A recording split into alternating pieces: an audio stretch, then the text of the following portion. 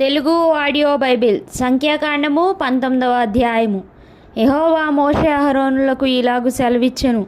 యెహోవా ఆజ్ఞాపించిన ధర్మశాస్త్ర విధి ఏదనగా, ఇశ్రాయేలీలు కలంకము లేనిదియు మచ్చలేనిదియు ఎప్పుడునూ కాడి మోయనిదియునైనా ఎర్రని పెయ్యను నీ యొద్దకు తీసుకొని రావాలనని వారితో చెప్పుము.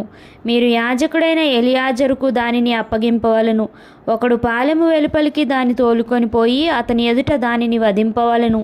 యాజకుడైన ఎలియాజరు దాని రక్తంలోనిది కొంచెము వ్రేలితో తీసి ప్రత్యక్షపు గుడారం ఎదుట ఆ రక్తంలో కొంచెము 7 మార్లు ప్రోక్షింపవలను. అతని కన్నుల ఎదుట ఒకడు ఆ పెయ్యను దహింపవలను. దాని చర్మమును మాంసమును రక్తమును పేడయును దహింపవలను. మరియు ఆ యాజకుడు దేవదారు కర్రను హిస్సోపును రక్తవర్ణపు నూలును తీసుకొని ఆ పెయ్యను కాల్చుచున్న అగ్నిలో వాటిని వేయవలను. అప్పుడు ఆ యాజకుడు తన బట్టలు ఉదుకుకొని నీళ్లతో శిరస్నానము చేసిన తరువాత పాలెంలో ప్రవేశించి సాయంకాలం వరకు అపవిత్రుడై ఉండును. దాన్ని దహించిన వాడు నీళ్లతో తన బట్టలు ఉదుక్కొని నీళ్లతో శిరస్నానము చేసి సాయంకాలం వరకు అపవిత్రుడై ఉండును. మరియు పవిత్రుడైన ఒకడు ఆ పెయ్య యొక్క భస్మమును పోగు చేసి పాలెము వెలుపలను పవిత్ర స్థలమందు ఉంచవలను. పాప పరిహార జలముగా ఇశ్రాయేలీయుల సమాజమునకు దాని భద్రము చేయవలను. అది పాప పరిహారార్థ బలి. ఆ పెయ్య యొక్క భస్మమును పోగు చేసిన వాడు తన బట్టలు ఉదుకుకొని సాయంకాలం వరకు అపవిత్రుడై ఉండును.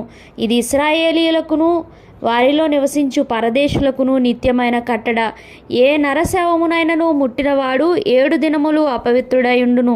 అతడు 3వ దినమున ఆ జలముతో పాపశుద్ధి చేసుకొని 7వ దినమున పవిత్రుడగును. అయితే వాడు 3వ దినమున పాపశుద్ధి చేసుకొనని ఎడల 7వ దినమున పవిత్రుడు కాడు. నరశవమును ముట్టినవాడు అట్లు పాపశుద్ధి చేసుకొనని ఎడల వాడు యెహోవా మందిరమును అపవిత్రపరచువాడగును. ఆ మనుష్యుడు ఇశ్రాయేలీయులలో నుండి కొట్టివేయబడును. పాప పరిహార జలము వాని మీద ప్రోక్షింపబడలేదు గనుక వాడు అపవిత్రుడు. వాని అపవిత్రత ఇంకా వానికుండును. ఒకడు ఒక గుడారంలో చచ్చిన ఎడల దాని గూర్చిన విధి ఇది.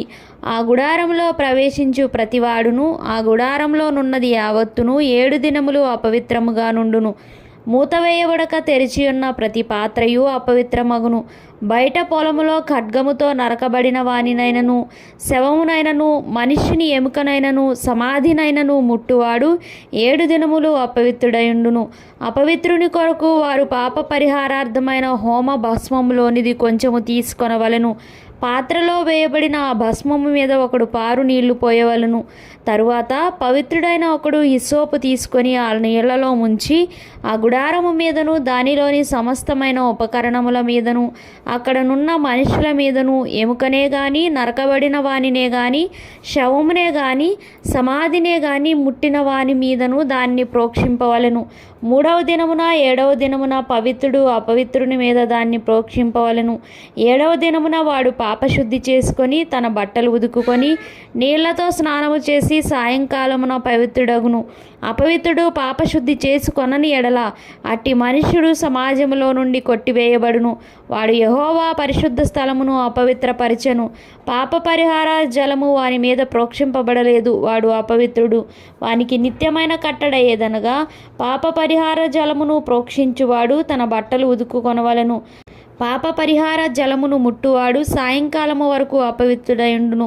అపవిత్రుడు ముట్టున్నది యావత్తును అపవిత్రము. దాని ముట్టు మనుషులందరూ సాయంకాలము వరకు అపవిత్రులయుందురు.